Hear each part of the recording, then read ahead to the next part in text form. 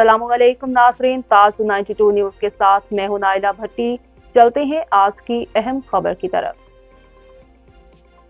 खबर शामिल करेंगे टंडोला हियार से। पीर बिलाल जिलानी की रिपोर्ट के मुताबिक सादात जमात इत्तेहाद के रहनुमा डॉक्टर पीर ताज जिलानी सरदार अली डैनू लगारी की दावत पर धंगानो बुजदार पहुंचे। इस मौका पर रईस मौला बख्श लगारी, रईस कालू खान लगारी, रईस गुलाब खान लगारी, रईस गुल्लन खान लगारी, रईस कायम खान भरानी, अब्दुल गफूर कमरानी, तर्जमान डॉक्टर तालिब हुसैन लगारी, सेठ हमानुल्लाह खान लगारी, मौलाना बलोच साहब, social media actor rice Siddique Khan लगारी, डेरा गाजी खान से आए हुए मेहमान व दीगर इलाकाई मुअज़्ज़िज़ीन शामिल थे।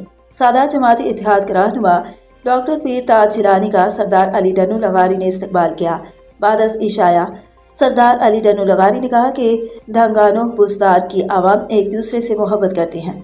हम धंगानो बुजदार की आवाम का शुक्रिया अदा करते हैं कि मुझ पर एतमाद करके बल्दियाती इलेक्शन में पाकिस्तान पीपल्स पार्टी को कामयाबी दिलाई। सादात जमात इत्तेहाद के रहनुमा डॉक्टर पीर ताज जिलानी ने कहा कि सरदार अली डैनू लगारी एक मुहिब वतन पाकिस्तानी है। सरदार अली डैनू लगारी की टीम पाकिस्तान से मोहब्बत और सालमियत में अपना किरदार अदा कर रहे हैं।